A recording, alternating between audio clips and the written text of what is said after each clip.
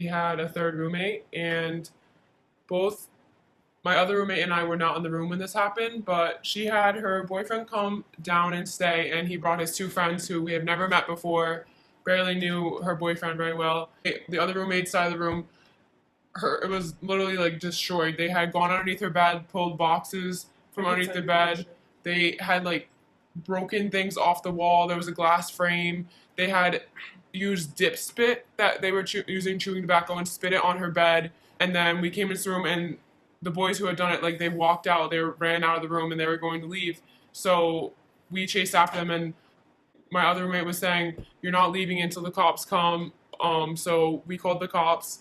They didn't leave. The cops came. They came and assessed the situation. When the cops came, they were just gonna let the people who committed the crime. They were just gonna let them leave because they didn't go to LaSalle. Drew swastikas and male genitalia on my whiteboard.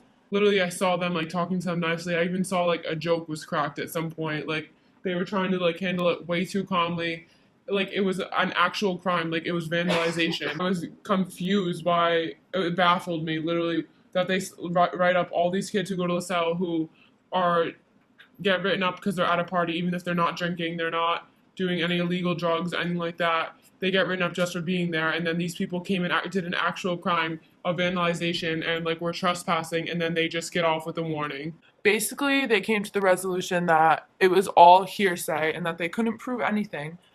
But if they got witnesses or checked the cameras or something like that, they could have gotten more information. I feel like they didn't do everything they could for a resolution. So the punishment that they came up with is that those boys, like her boyfriend's friends, were not allowed back for the weekend. So they got off scot free after ruining my entire side of the room, and they would be able to come back and do it again next weekend because they had no consequence to what they did.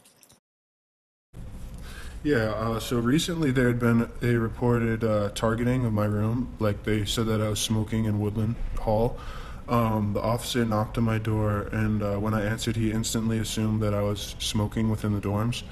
He said that my room smelled and that there was clearly smoke coming out of my room, when in fact there was no smoke because I wasn't smoking. I mean, the room, Woodland Hall, especially the 100th floor, always like people are always smoking. It always smells, and he like targeted my room. Campus police always targets my room, and more often than not, they like give you an ultimatum. Like they give you one option or another option. For example, the officer told me like that I could either give up evidence of smoking within the dorm rooms, or that he would come in and conduct an extensive search of whatever he wanted, basically. So, I'm not really sure of like the regulations and rules, but like this was crazy for me. So it was my first week going out here. I was a freshman, and it was literally my first Thursday going out. I was with some people who they were all on the lacrosse team, girls and guys, and so basically they were like, "All right, like this person's having a party, like let's go." So I would just want to meet some people. It was like literally the first time I've ever been out at college, and I was only there for about 10 minutes, and all of a sudden I heard someone scream like Campos here, and I got pushed into one of the rooms in the suites.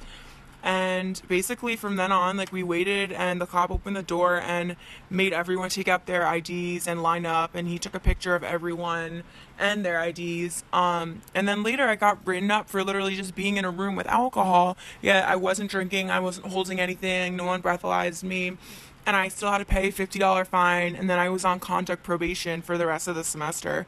And I just thought that was absolutely ridiculous for, like, it was my first time, cut me some slack, I'm literally a freshman. And how about like a warning? Like when I did my conduct meeting, they told me that that was the lowest offense that I could have gotten, yet like I wasn't happy with that. Why would I have to pay $50 if I wasn't doing anything? Like if I was in possession of alcohol, like carrying it or holding it, or they actually could test that it was like in me, then fine, but I wasn't in the wrong. I wasn't doing anything. A few weeks later, I was going to actually get my friend. I was trying to be responsible and make sure she got home. And within the 5 minutes that I was there, again, Campbell came into we were in a different room. And I ended up I was so nervous because I didn't want to get caught again, even though I wasn't doing anything, that this other girl and I hid in one of the wardrobe closets because I didn't want to get caught like I was in the first place of literally not doing anything wrong, but still just being in the place at the wrong time. And so the police officer ended up opening the door, finding us in the wardrobe closet. And when he opens it up, he goes, like, oh, there you are, little girl, get out, like, look at you, you're hiding. And then he said, get in line, I'm gonna make sure that that's in your report, that you guys were hiding scared in the closet. And then he like laughed at us, and he was being so rude. And I just honestly don't think like that was necessary whatsoever, to have like the humor in there, like the mean humor of like, haha, like, little girls, you're scared.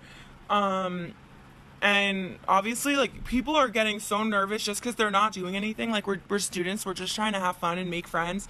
And it's not like anyone was going crazy. Like, we were just hanging out in a room, and it led to other people like getting written up and stuff. And honestly, like, it's ridiculous that it has to go to that extent for college kids to be like having fun and hanging out with their friends. Like, why can't they just let us be?